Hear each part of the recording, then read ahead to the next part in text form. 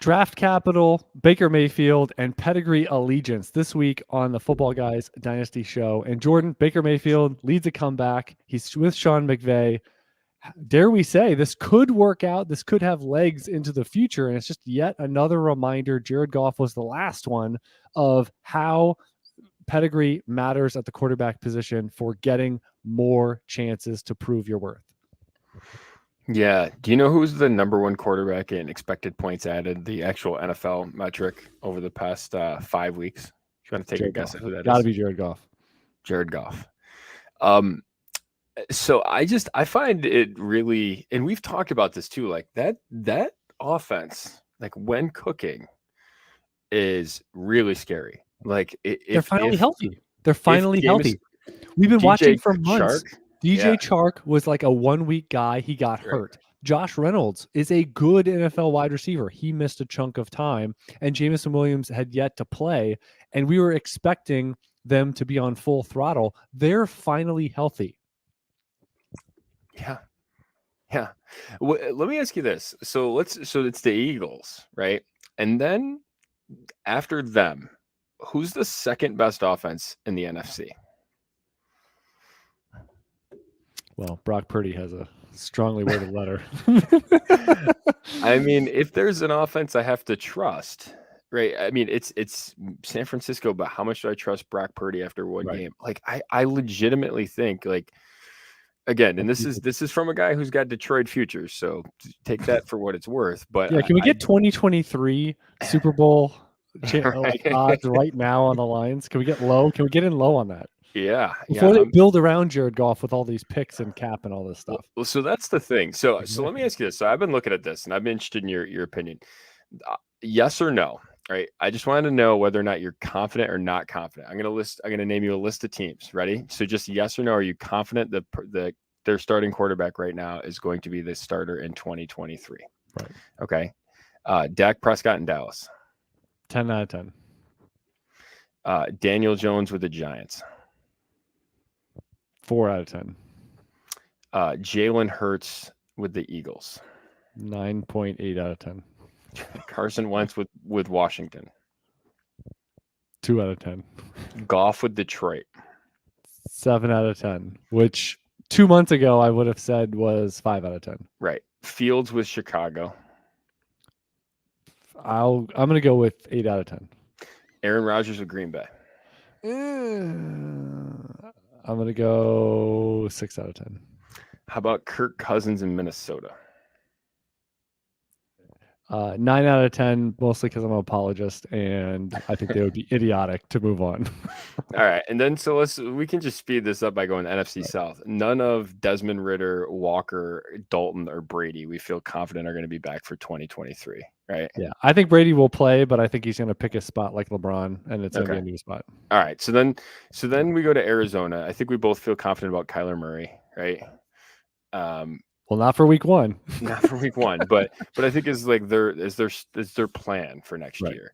Well, one thing we were talking about is Colt McCoy now has outs to start next, like Jacoby Brissett style. Correct.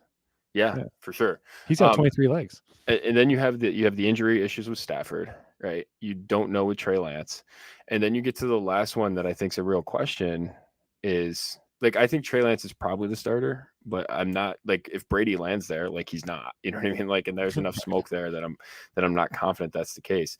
Then the last one's Geno, right? So I looked at free at agent, so he's a true free agent. But you figure, there's tags, there's controllables, so. Right? They can't let him hit free agency. Sort of my thought, but anyways, I went through and I did a list of just the teams that I thought I was like, I did either am I confident or am I not confident? You did a little bit more, a nuance count. Yeah, I had 4 in the NFC, right?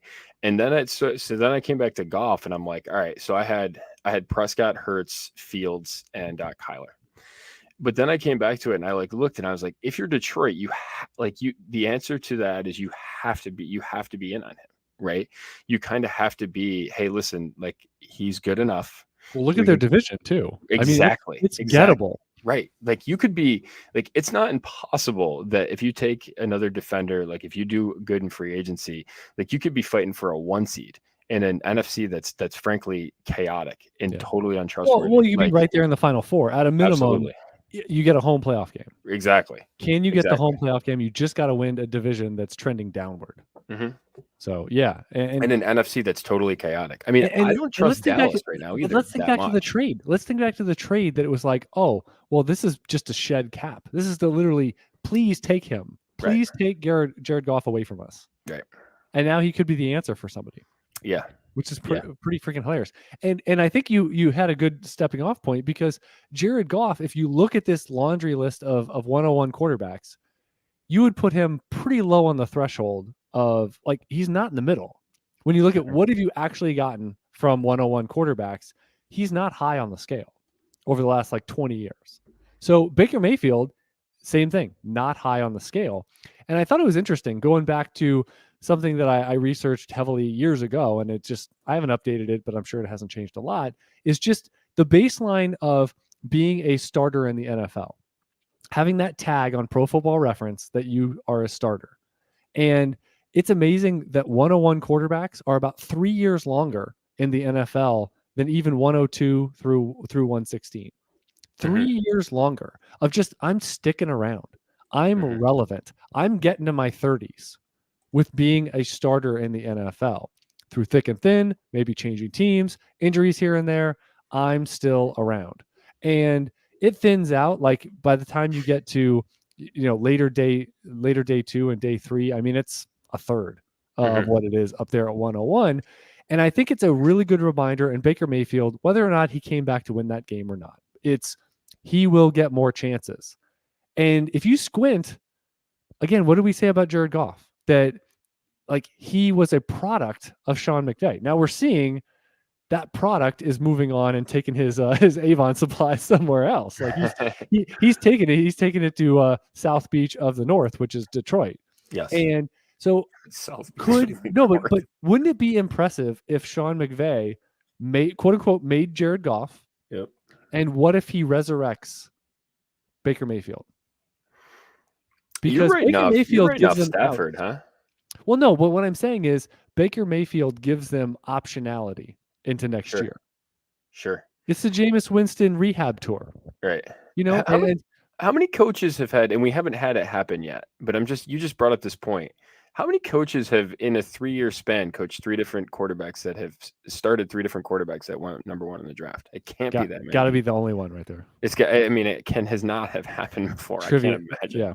I can't. In 20 years, that's going to be a trivia question that almost no one gets right. Correct. Yeah. It's But I was looking at this list, and you and I have actually gone back and forth a little bit, because you're a big fan of, hey, like don't overrate 101s versus the field, not the field. I would say I don't want to parse words.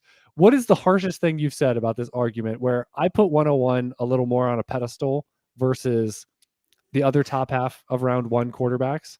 And you kind of say, well, I think your argument has been take the field. I don't want to mix words, but make your pitch on 101 in general is a little overrated. And then, a guy that goes 110, 112 or something might be underrated. Yeah, I think when you look at it, I think that if you look at it statistically, it appears that they perform random amongst the top 10 quarterbacks. I could sort of push back on my own analysis and say the sample size is small, that it's probably not picking it up, right? Like there's some ways to sort of poke at that stat. I think sort of generally we should give them a little bit of a boost. What I think the problem is dynasty wise is that everyone sort of overprices that. It's 101 in Superflex versus some guys that fade to the late first or even early second. Correct. I thought you were going to just lead with a matter of cost. Like right. Matter of cost, these egregious ones that fall. Yeah. Correct. So what ends up happening is I think whatever argument that you would make for 101 over, whatever argument you would make coming into the draft for Burrow over Herbert, for example, I'll just use that example. I think that the difference between whatever boost you would give to Burrow is offset by the fact that Herbert is so much cheaper. You can get like Herbert in a future first. You Like could if you were have gotten doing a Herbert and dynasty Swift. trade. You could have gotten Herbert and Justin Jefferson. You could have gotten, but you could have taken in a class that's that robust, right? In a class that's that good. Right, you get 2 picks, right? You definitely do that. Now the Kyler one's a little bit different. Like I would have probably said you take Kyler there because I thought, first of all, I thought the Daniel Jones profile was pretty bad, and Dwayne Haskins God rest his soul, didn't get in the top 10. So that was a different conversation. But generally, like when you get a chance to choose from multiple of them that you like pretty close, I don't think you nitpick. I think you let the market nitpick and you sort of take all the other, you just play the tax man is kind of how I view that.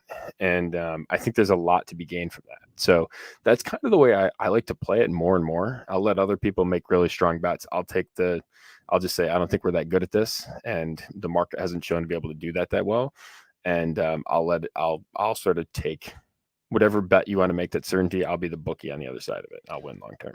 Yeah, it's amazing though when you look at just the longevity factor of 101s that the flameouts are real, the true flameouts. Like for example, I mean, even David Carr lasted a decent amount of time in the NFL. Now he never got all the way back to getting home, like we've seen some big bounce backs, but really, and that's why Jamarcus Russell is such a tagline to a lot of these, because he truly flamed out quickly and historically so. But Tim Couch was 5 years. He really didn't, bounce back to a high degree. But it seems like Baker Mayfield is not, if he's not, and Sam Bradford, right? I mean, he even came back. He was still getting big contracts. Everyone said, look at this guy throw a football, getting chances with the Eagles and otherwise, I think the Vikings as well. Like he still got starting opportunities down the line. He just, was glass jaw Joe. He just could not stay healthy. And it just seems like the bar to be above that and be like Alex Smith, or like Jared Goff right now is that he's rising from this, but he's in that next group. Maybe the next group includes Jameis Winston. Maybe Winston doesn't do much more than he's done so far, and it just kind of keeps lumbering along. But really, again, that bottom group is so shallow, and we're talking 20-something guys over the last 20 years that ended up. Actually, it's like 17, but that of that, only 1 or 2 were actual washouts. Immediate, really didn't get a whole lot of chances. Washouts, cannot play at this level. Keep you on beginner mode of Madden. Like you just cannot. So it's really binary. And what always gets my interest is when Baker Mayfield or that type plummets. Like Goff got to what, the late 20s, I believe, what his lowest point would have been. Mayfield, and now he's probably not going to be there this week, but a week ago, 2 weeks ago, he was probably in the 30s or QB 40 or something. And that's when you have to be in. The phrase that we say all the time, well, you kind of have to be in on that in Superflex. And that's how you get unearthed value. And I think that's the biggest point on Baker Mayfield, not out of the NFL yet, just scraping and clawing his way up that wall. They're not gone. They're not dead. And the 101 is one that they're going to get a lot of chances. Almost every single one of these, you go back to that draft class, and it's not like, oh my God. I mean, Baker Mayfield was a quote unquote late riser, but he wasn't a big surprise that he went 101. It wasn't shocking. Like, I can't believe that. So they have the tools. They were talking about it on the broadcast on Thursday that, like some of the throws, that's why, he was viewed as the 101 pick.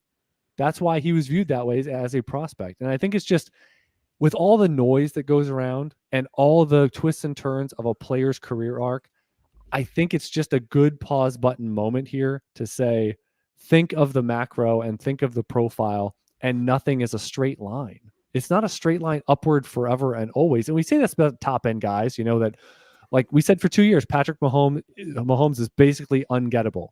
And then we said 6 months ago, it's kind of gettable.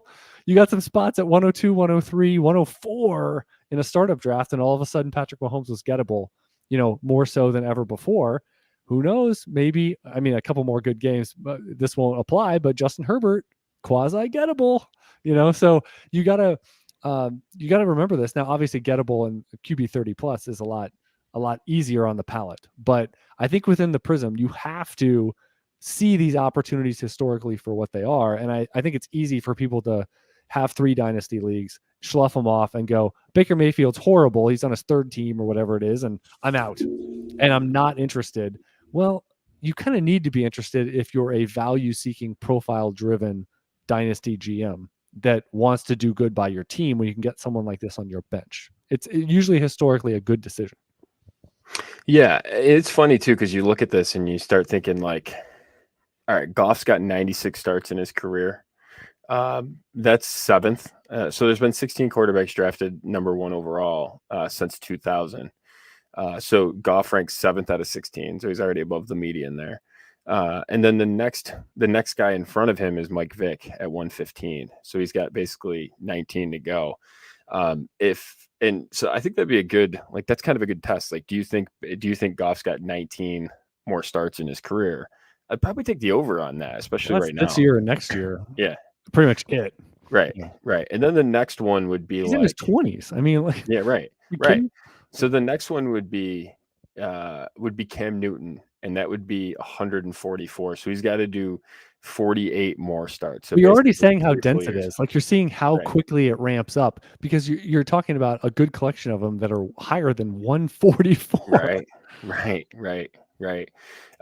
And so then, like, but it's interesting for a guy like Baker. So if he goes another basically 15, so if he gets another full season, he jumps David Carr and Jameis Winston, and would almost jump Bradford, right? Depending on how, like, if he went this year and next year, he'd get up to basically being the median guy. And yeah, so it's interesting. Like, you just kind of look at that and I don't even think it's been that, like, you wouldn't even, like, I think Goff and Mayfield have been successful picks at 101, but I don't think they'd be, they're not going to put you in the Hall of Fame selecting them there. You know what I mean? I think they're successful picks, but especially with what their teams did after they drafted them. And I think they were probably both overvalued in Dynasty, but they've been successful picks. And I think the key to this, right, the lesson from this is all you never buy at the top and you always buy at the bottom, right? Like, that's kind of the thing. And that's the deal with Mayfield, right? Like, people had him at quarterback 2 in Dynasty for a moment in time. By just on his profile. And we've been saying it for a year and a half with, I mean, again, get yourself mentally and physically with your roster, but get to 2023 with Deshaun Watson. Get yourself to there. And, we're working our way there. We've had 2 starts and they've been sluggish, but when you buy profiles, you're also buying the aspect of time accruing on these profiles, and sometimes time through injury, time through strife off the field, or just not playing, rust. I mean, we're seeing factors. We see this every year with a collection of players. I want to turn it back on you, because you mentioned something about Matthew Stafford. So what's that risk reward? I think we mentioned it in passing, that obviously he drops to the 20s, and those are the decisions that you basically have to press that button in Dynasty profile land.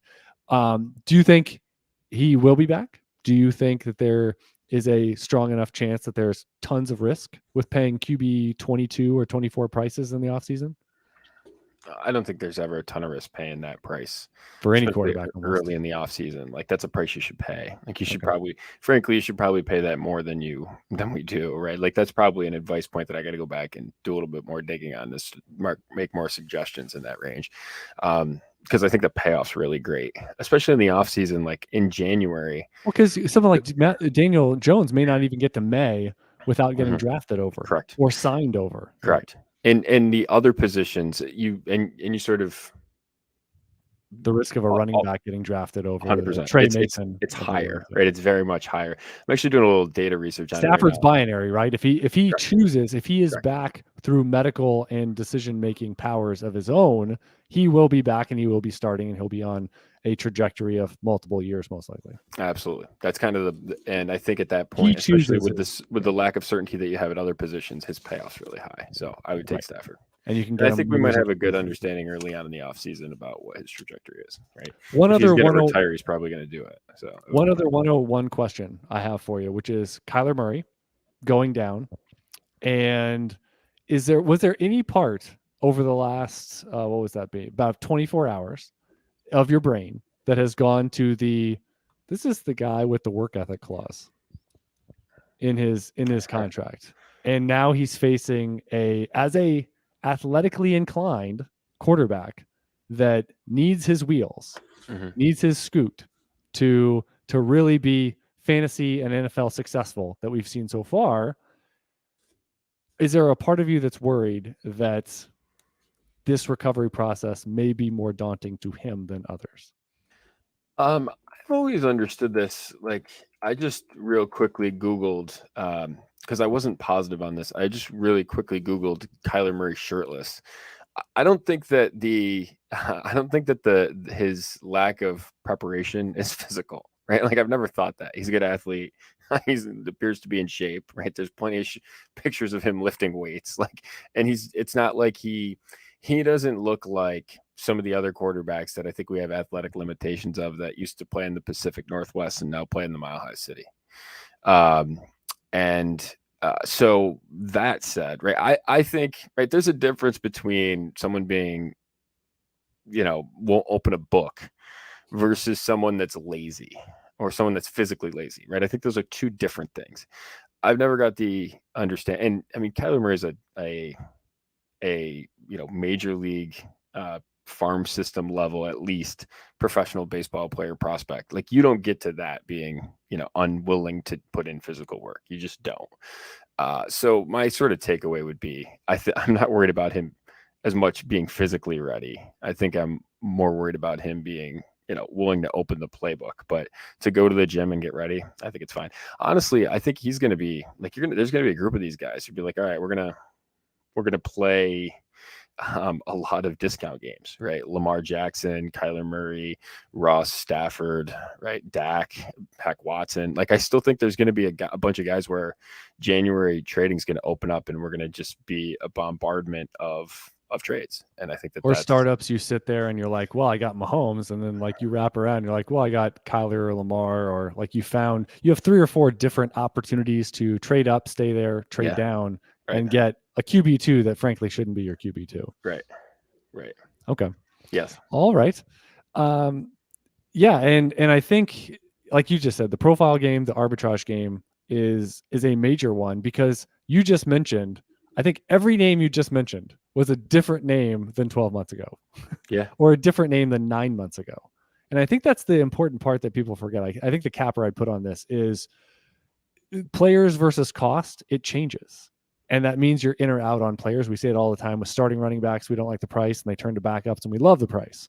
And then with quarterbacks, injury, poor play, they're going through a down touchdown rate season, all this stuff.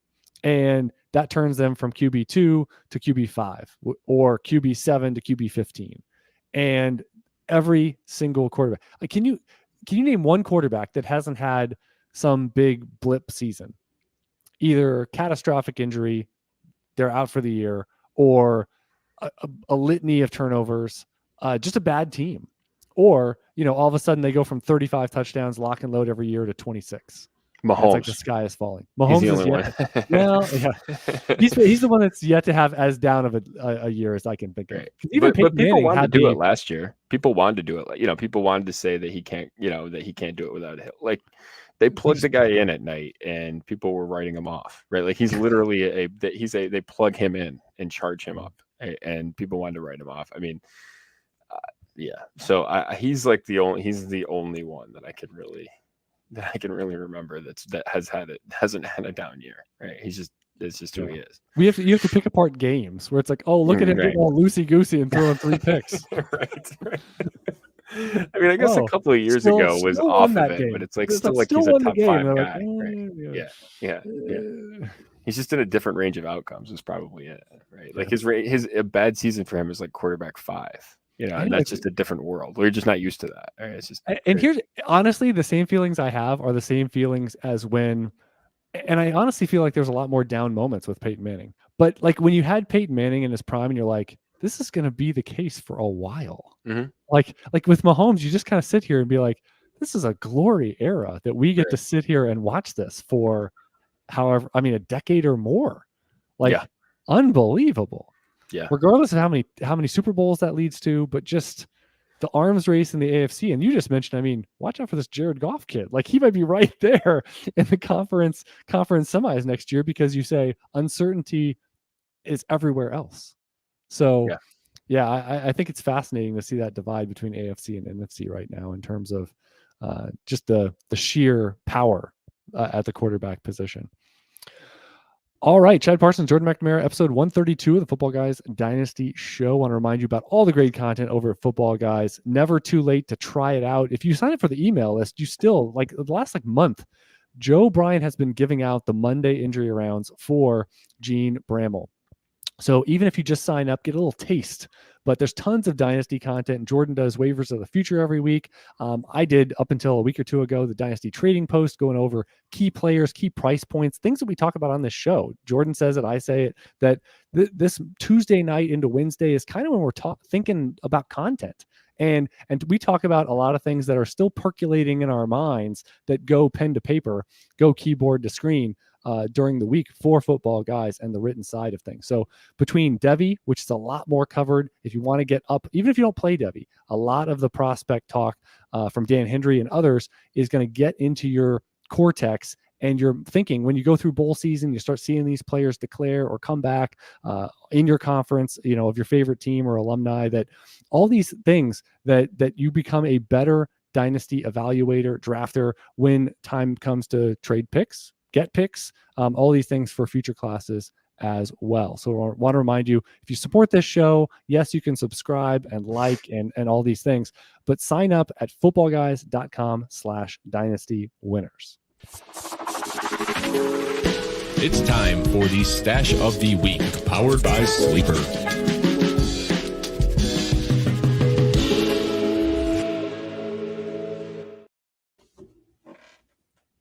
Here in more ways than one for the Sleeper Stash of the Week. And how about one of the favorites, friend of the show, if we had friends, he certainly would be one, Mr. Rex Burkhead, because just when you think he's out, he was out with a concussion, working his way back, and all of a sudden now we find out Dameon Pierce, you're going to be out a little bit. It is Rex Burkhead, Darren Gubawale there in Houston, and we've seen this story before, Jordan, that Rex Burkhead can have a massive impact on a season, on a week, and he's out there on plenty of dynasty waiver wires. Heck, there'll probably be some that he makes it all the way through first come, first serve in the redraft world here. But Rex Burkhead is back on the map at 32, 33 years old for a Houston team not going anywhere. But Burkhead don't care. Burkhead is one that is going to produce and has two-way ability. We've seen big games out of here in the past. And it's gotten really good in the past 24 hours, 48 hours, right? Obviously, it's unfortunate the Dameon Pierce angle of this, but Benjamin cut.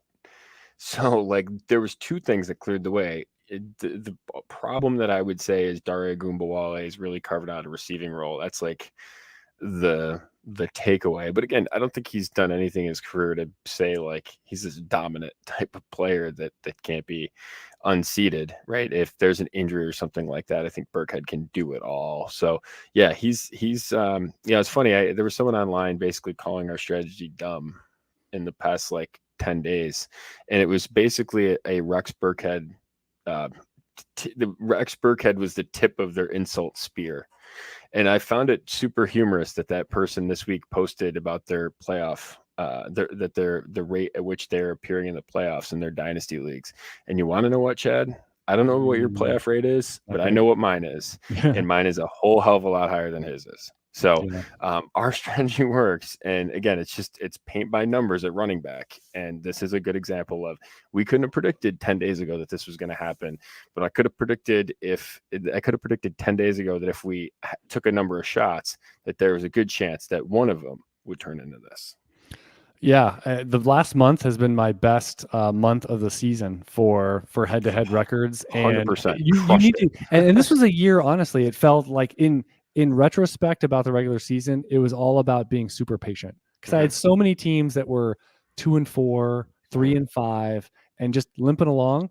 But at the end of the day, I get into the playoffs at 7-7. I won 2 or 3 straight, and I think that is about the attrition of running back. When everyone complains about bye weeks, when everyone complains about the injuries, if you have the backup, these are good days. These are beneficial, positive days and additions to your dynasty roster.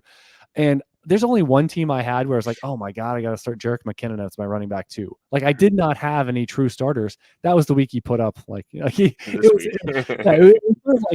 will say a bad not a bad process. It was good process. I had a bunch of backups, just randomly, none of them had hit. And then in other leagues, you might have, oh, well, Latavius Murray is 2 spots away from being in my lineup. Like, that's how strong my options are. I'm starting Samaje Perine over that guy. I'm starting, I'm doing this, I'm doing that. And so you might have guys on your bench. We've said that before.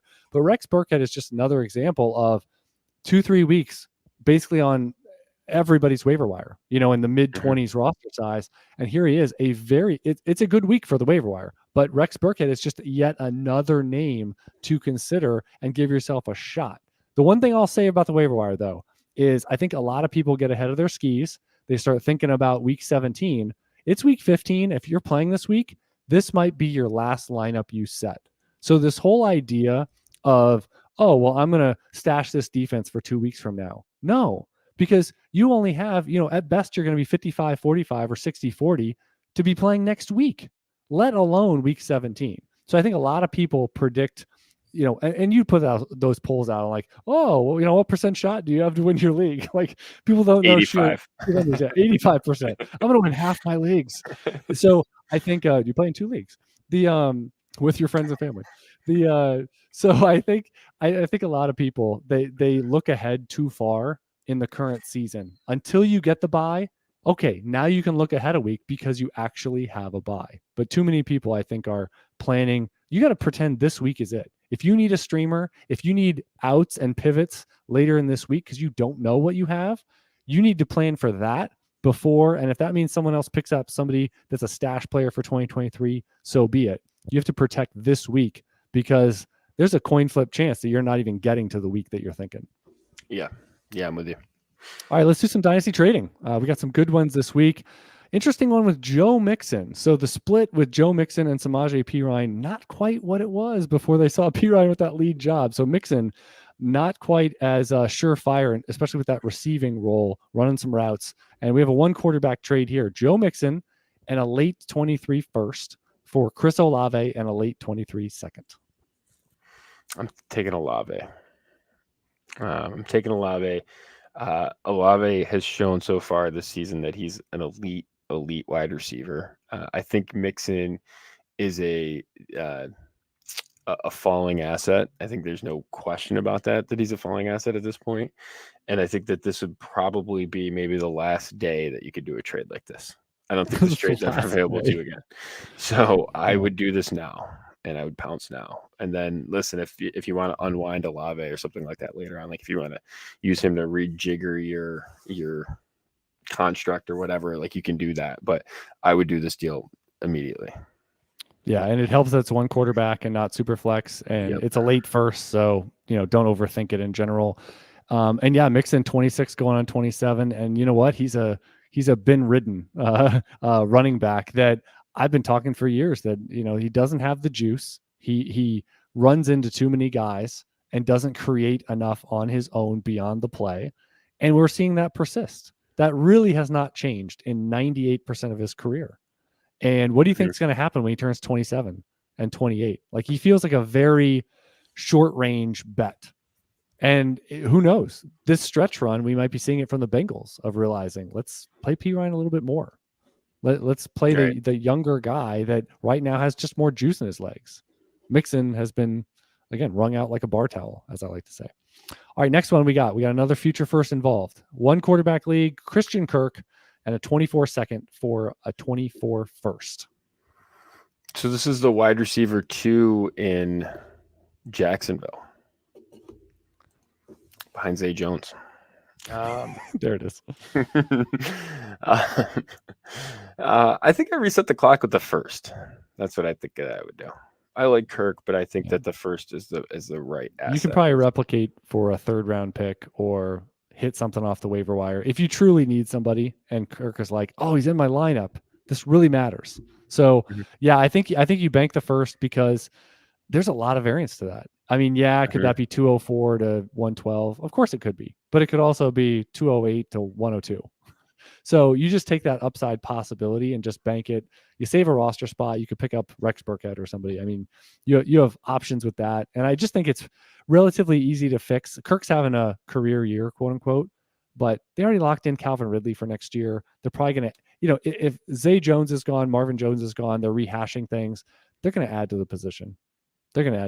So Kirk, I think, is always going to be that bridesmaid, but never a bride type option. He's had some good games, but I just don't think he's a sustainable Batman or maybe even a strong Robin in the NFL terms.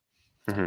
Last one here, and this is a team. I thought this is an interesting story. I'll add a couple notes after I read it, but we got a half PPR and Superflex league trading a 23 first and a 24 second for Travis Kelce.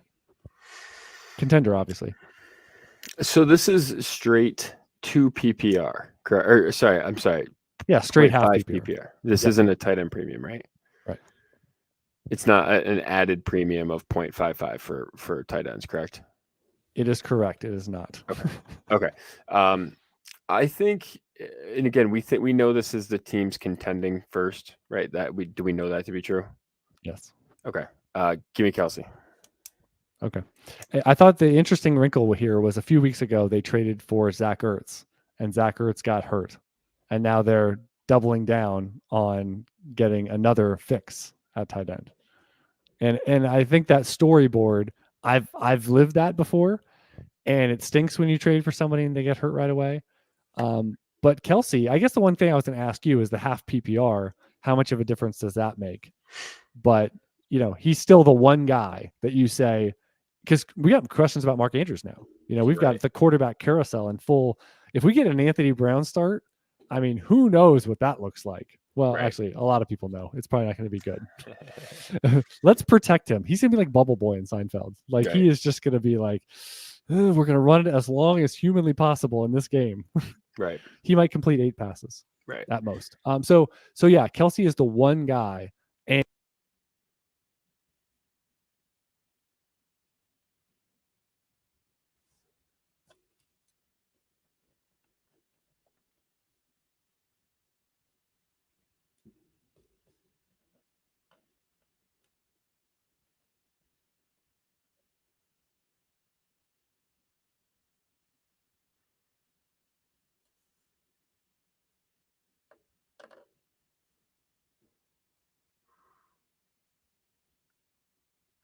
Yeah, I'll pick up on what Chad's saying. It looks like we might have had a technical snafu there. I would agree that Kelce's really the one guy you do this with. And I think one of the things at the tight end position that kind of what Chad hit on here is that with Ertz, right? How much of a fix is that ultimately, right? And what I think what we notice and what we see at the tight end position in particular is that there's a pretty big gap between tight end 1 and tight end 2, right? Historically, and then certainly even when they're close, it's actually kind of a rare year that they're close, but even when they are close, what you see is the difference between 1 and 3 or 1 and 4 is usually enormous. And then whatever point that drops off of, it drops off really quickly, and much quicker than any of the other positions. And what you end up seeing is that the gap between 4, 3, 4, 5, sort of wherever that kind of massive drop stops, right, where that massive drop happens, what you see is it gets really flat really quickly. So what you'll see is that the gap between tight end 1 and tight end 2 this year, just for example, we can even just use this year. So if you want to just use this year and look at the tight ends right now, Kelce is at 19, and just using the standard PPR points, you can go over to the website at Football Guys, go to the tools section, go to the player historical stats, bring you right up here. This is stock PPR. Kelce this year, 19.8, really good tight end 1 season. When you look at tight end 2, it drops. Again, there's not a ton of competition this year with Andrews. So what you see is it's a massive drop, right? It's a massive drop already from there. And then from there on, it actually flattens out really quickly. And what you see is like the difference between Kelce and Andrews is 6.8 points, right? Kelce's 6.8 points higher than Andrews. When you actually look at that, like that's the drop between tight end 2 and tight end like all the way into the 20s. And so like that's a massive drop, right? And so then what you become looking at is you start thinking about this, like take it a level forward. What do we know? About historically in a super flex league, it's about 8 points over the course of a regular season. 8 points per week over the course of a regular season is the difference in a win, right? And so you look at that and you say, all right, well, that's Kelsey basically averaging pretty close to a win more than Andrews over the course of a season. And then what you see is, right, then you think about the Andrews aspect of that and you start going down, and it's a big difference there where it ends up really mattering. And so you go all the way down, and Chad's back with us. We go all the way down the board, and you just kind of keep seeing that, like, okay, do I want to pay, whatever it is, right? So when Ertz was performing, top 5 tight end, do I want to pay a lot to move from tight end, 14, right? Evan Ingram up to Zach Ertz, for example. Is that something that you want to pay, or do you want to pay all the way up? Right. The only payment in tight end that you really want to make, there's only really 2 payments you want to make. You want to pick a guy that can finish as the number 1 guy, or you want to go cheap. Right. And so you want to go depressed pedigree. But those are really the only 2 things that you want to do. So again, I'd be curious to understand what the person's, what the person's season was looking like with Zach Ertz as their tight end. What sort of they made the move to get Zach Ertz, what they paid for that, and that sort of thing. But generally speaking, you don't want to do those types of moves in a stock setting where they're just starting 1, right? Maybe if you're starting 2 or 3, like that's a bet that you can make. If it's really just a premium, like those are different conversations. But in a stock 1 league like this listener was describing in the trade that we're discussing, that's generally a trade you don't want to make. You do want to make the Kelsey one. You don't typically want to make the Ertz one. Yeah, and the other thing is, I keep going back to the big boys at the position, and Kelsey is historically a part of that. That you got Tony Gonzalez, Jason Witten, Antonio Gates, Jimmy Graham to some degree, but like basically those first 3 guys, they were being written off years before they actually expired in utility. And when you can get it on the assumption, I've said this before with the Drew Brees, Tom Brady's of the world at quarterback, that when you get a price that assumes that they're done, their eliteness or their viability, or they're going to retire, or they're going to turn into dust like Brett Favre in his final year, whatever it is, that they are largely a 1-year stopgap sort of play, and you get those prices. Now, this is more than that, but again, we're talking about a guy that's so far clear from the position, it's not even, it's a laughable point. I mean, it's starting like, what is it, Jordan? Starting tight end 5 and tight end 12 and 20 all in your lineup at once. I mean, right. It's pretty laughable. You're getting like 2.5 tight ends right. for a typical team in there. So I just remember Tony Gonzalez for like 4 years. He was constantly being written off. And this assumption that, Kelsey's going to retire. Or you could just say he's on Tony Gonzalez's track and enjoy the ride. Like this assumption that you paid a late first and it's for this year, and if you don't win the title, it's worthless. We say that all the time. Don't make that trade. That's not a dynasty trade. That's a rental trade, and you need to pay a rental price. That's like when someone when Witten had a year or 2, or he even went to broadcasting and came back. Mm-hmm. But so like if you pay like a 3rd round price, Antonio Gates was going cheap, at various points way late in his career. So you're paying that rental price because there's a real rental possibility. We've got no inklings that Travis Kelce is retiring, winning the Super Bowl or not. We have had no tea leaves that it would be kind of Andrew Luck out of the blue. Like we're not expecting this. So I just think, you pay the late first and you're getting the player at the position that is really hard to get the fix. You can take chances. And I'm sure that's, when I was reconnecting, that's what you're talking about, that you can, okay, sure. Do you want to pay, 2 seconds for Dallas Goedert? Do you want to pay, like, whatever the price point is, you're hoping and praying that they turn into some poor man under the bridge option of Travis Kelce. Travis Kelce's right in front of your face, and he's accessible because this team fell out of it, and now you can take advantage and consolidate a contender, and they're the have-nots even more because they had a tight end and now they don't. Yeah. The only players that you really want to do that for was kind of what I was saying, is the only players you really pay up for at tight end are players that you have that can firmly say have tight end 1 in their range of outcomes in a format where you're not starting tight ends at the flex, right? When you get to like a 2 PPR setting, it changes the equation. But in a setting like this, the only tight ends you want to pay for really legitimately are Andrews and Kelsey, right? Those are the only ones you want to pay for, because the difference between 3 and 13 isn't big. the difference between, a 4 and 20 is pretty small. And again, then you're just kind of, you can play the Evan Ingram, Hayden Hurst, depressed pedigree, running a lot of routes, hope for some variance type of play. And all of a sudden, like, that's what gets you Evan Ingram all the way up to tight end. What is he at? 4 on the season. He's tight end 4 of the season? Total points, he's tight end 4. All Again, it took was one giant monster game. One giant we've been rooting for for mankind. Evan for Ingram 5 years 14. Now. Yeah. That's all we were waiting for. Yeah. Oh man, how glorious was it though? He did everything that I had been lamenting about that the Giants did not do with him. And frankly, I mean, it was unbelievable. He was tracking stuff like a wide receiver. He was like an antelope getting into space. Monster game. He had a month worth of production in one game. No answers. The day you have no answers for Evan Ingram as an NFL defense. We have the dumbest thing I did this week, and Jordan, I wanted to nominate you if I could. If I could nominate you, I would like to do so.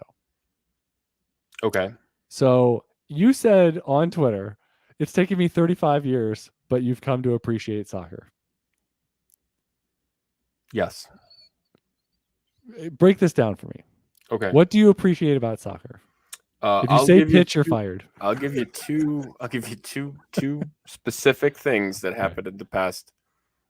I don't know. We'll even call it 120 hours that have turned me on to soccer. Number one is Syracuse won the national championship. So go Orange. So that's number one. And number two, the World Cup turned very profitable betting wise. So between the two of those things, go soccer. Wow. So you don't appreciate it from a watching sports standpoint. I mean, listen. From a Syracuse standpoint and from a betting standpoint. Listen, when you're writing a waiver wire article on a Tuesday and it's like 11 o'clock and it's week 13, soccer on the background isn't the worst thing that could happen. Oh, right? I love soccer in the background. Right. I've had like of this World Cup, I've had like 5 of them on at minimum in the background. Right. Go Morocco. I mean, listen, Morocco is America's oldest friend, right? Morocco's the first team. Are they plus 800 right now? That recognized America as being a country. So, go Morocco. We're rooting for you back, and we're hoping that you get all the way to the finals, right? That's what. How would you fix soccer? What would make you to watch it a lot more than you do? So I don't know this to be true. Like, I don't know the data. I suspect that there's more, like, if there was more diagonal passing that went on, that there would be a little bit more variance. And so there would be maybe some potentially more scoring. Yeah. It strikes me that the penalty kicking is too easy. And yet it's not. And yet you look and they don't make as many as you think they should. But like getting to the penalty kick line, like it's like Syracuse went to PKs in the finals, and I think they went 7 rounds, and there's what they made. The 6. 2 teams combined to make 11 out of 14 kicks. Yeah, that's a really high percentage. About 75%, I think, historically. It's a really high percentage. So, that, I mean, and in a game that's only decided by, the over-unders on these games are 2.5, right? That's a really outsized impact on a game, right? So that would sort of be my thought on that. But I got to be like, it's interesting. Like, I've never was really into soccer, but watching the U.S., it's been fun. And then you look at other teams, and it gives you some different things to do, and it's a different thing. Like, I probably wouldn't turn it on in the middle of like March, but the World Cup's fun. So I'm a competition junkie, Chad.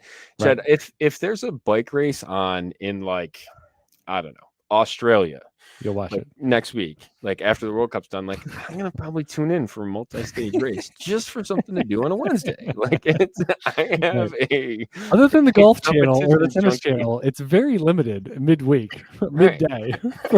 For those of us that are tapping out articles on the regular, normal business hours. Right. When it is July, if you don't want sports yelling talk, on the major channels, if you want actual tangible competition, the 2 things for me, and I just want to see a world and see what happens. I gotta see bigger goals, because that one of the goalkeepers had a 7.3 wingspan. He easily jumped up to the top bar. There is no part of the net he cannot cover.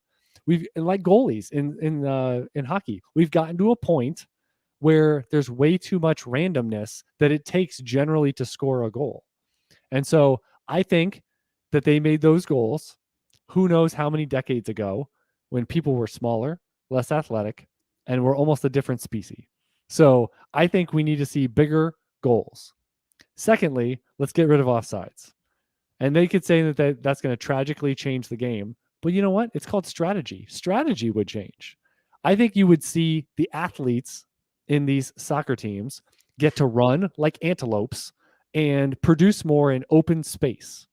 You would get a more spread out game, and I think it would be an overt positive with more one-on-one scenarios. And then you'd have a bigger goal that the elite strikers, to use a soccer term, would actually get to benefit more often. So, I mean, the fact that it was like on corner kicks, they said the success rate is like 7%. And these are all just like in the air crossers that set up balls, and it's 7%. So it's just got to be more. It's got to be more scoring. I love you, soccer. I love you on the background, like you said, on a Wednesday at 11. Mm-hmm. Tomorrow, we're going to be watching, Jordan, the second semifinal. It will be on in our collective households. Game on. Like you said, Morocco. Let's get it. Yep. All right, we got a few quotes from the Football Guys Dynasty Forum this week. I stashed Jameson Williams, hoping to maybe start him at the flex in week 16 or 17. But I need to see more than 2 touches before I think about starting him. I mean, did you play? I mean, I wouldn't.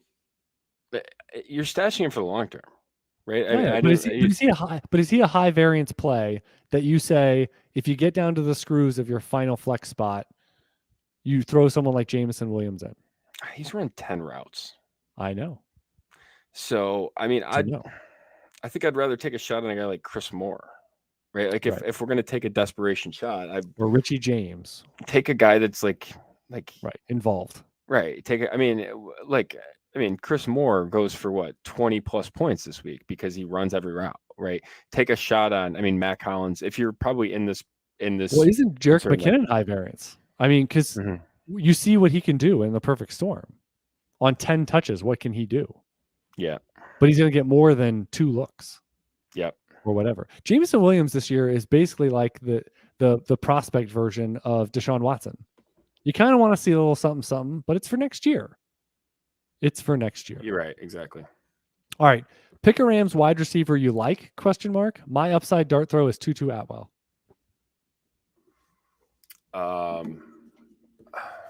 What's the outcome of that?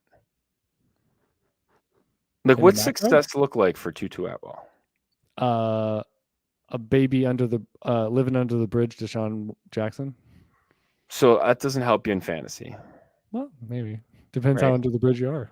Right. I don't know. I don't think that's the bet that I don't make a lot of those bets. I mean, that's what we were talking about at the beginning of the show. Like, I'd rather use that roster spot on a guy that I think can help me this year. Right. Like, he surely is going to get opportunities to close the year because there's no one else. Sure. Like, but Ben Skoranek plays a heck of a lot more than Tutu Atwell does, and he was good last week. I mean, and honestly, Ben Skoranek can't separate, and Baker Mayfield has no fear of slinging it in there. You know what I mean? Like, it's separation is always the most. Like, there is such a separation versus route running part of Twitter. If you go down to the dark corners of these conversations, it's pretty fun. It's a pretty entertaining read because the good wide receivers, they don't need separation. Why? Because they're deemed good, and all you have to have is the viewpoint of your quarterback as good, and I'm going to throw you the ball, and you can be quote unquote covered. It doesn't matter. Over and over again, you can be thrown to in tight windows, and you are covered. Mm-hmm. Look at the Justin. Do you recall? You can probably picture this one in your head. The Justin Herbert to Keenan Allen, completely covered play. In the must-have situation, and he throws it Aaron Rodgers-like into it's 50% larger than the size of the football. Right. And he throws it into that spot, and Keenan Allen turns around, points right at him, and it's like, you're the dog now. That's the moment. You have to have it, and the quarterback will throw it to their guy. And to throw it to not their guy, yeah, they got to be wide open. Correct. Right. You don't get a lot of contested looks into guys that they don't trust. It doesn't happen very often. Right. Actually, it happens a lot for Scott Miller, for Tom Brady to Scott Miller, and then Scott Miller misses 5 in a row, and then he doesn't throw it to him for a month. Right. But otherwise, all right. Last one I thought that was funny. Jeff Driscoll apparently in Yahoo leagues is tight end eligible. We have ourselves, Jordan, a Joe Webb situation. Right. A Joe Webb type situation. And Jeff Driscoll, they're now playing, for folks that don't watch, and frankly, I don't blame you if you're not watching Houston Texans ball. They are playing a Jeff Driscoll, Davis Mills committee at quarterback, a prescribed committee where it makes no sense and no hope for the future. But does Driscoll in your tight end spot over some of these low-level streamers make sense? I mean, what's the usage going to be? Would sort of be my thought. I don't know. I'd rather take a shot on a guy that's going to play a bunch of snaps. Like that's how you hit on a guy like Evan Ingram. I mean, it doesn't happen that often, but I'd rather take a shot on a guy like that. Yep. Like give me, All right. like I'd rather play Hayden Hurst. I'd rather play, someone that's going to run a bunch of routes. That would sort of be my angle. Final thoughts, Jordan, as we head into the playoffs. Setting lineups this week is going to be a lot easier, Chad. Whole heck of a lot of buys. Your time has freed up. Now you can tinker with all the other ones. Yep. There you go. Yeah, I will say for lineups, continue with the process that you've been doing. A lot of people, I think, almost have a secondary, this really matters. Like that's why I always like when they have a question, should I start this guy or this guy? And it's like in week 8, that's all the question is. And then in week 16, it's like, this is for a chance in my favorite league to go to the finals. Yeah. Oh, okay. So should I spray, like it's like one of those spoof movies. Should I spray water on my face so it looks like I'm sweating while I'm thinking about your question? Right. Like, it's extra important. Because the other ones, I just figure they don't matter at all. That's why you asked. Right. So yeah, your same process. We've talked before. I mean, setting your lineup not at 15 minutes to kick off on Sunday probably reduces the stress or letting a bunch of ancillary white noise stuff into your head that's very recency biased or something you heard on a podcast in the last 12 hours or something. So I prefer, when possible, it's hit or miss on every week being able to do it, but I prefer to set my lineups unless something changes on Saturday, or Friday or whatever, but just not in the crosshairs of right before kickoff on Sunday where you might be scrambling, you might have less time than you thought. But like Jordan said, hey, get more buys, get more time, especially this week. This is a great week because you finally have some look aheads with some of your teams. In this episode, we discussed dynasty trading, about going after the big fish, especially at the tight end position, flipping out Joe Mixon, getting a little more insulated there. Christian Kirk, how much does he matter? The ancillary wide receiver effect of dynasty trading, and you can probably get along a lot more than you think you could, quote unquote, losing one of your wide receiver ancillary starters there. And we opened the show with a historical discussion on quarterbacks with pedigree up at the top and some of these basis points for looking ahead with profiles and the NFC as well. Just looking to guys like Jared Goff, maybe even Baker Mayfield on the career turnaround and career crossroad moments. I am Chad Parsons. He is Jordan McNamara. And until next time, good luck